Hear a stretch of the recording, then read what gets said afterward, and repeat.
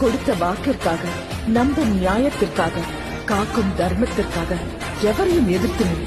அது கடவுளானாலும் சரி, அச்சம் கொள்ளாதே. அதுவே தர்மம், அதுவே சத்திரிய தர்மம்.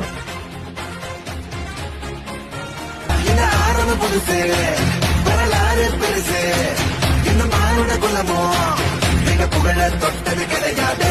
சாயிர பொழுதும் மார்புல இருக்கும். கொடுத்த வாக்கிற்காக, நம்பும் நியாயத்திற்காக, காக்கும் தர்மத்திற்காக எவரையும் எதிர்த்து நில். அது கடவுளானாலும் சரி, அச்சம் கொள்ளாதே. அதுவே தர்மம், அதுவே சத்திரிய தர்மம்.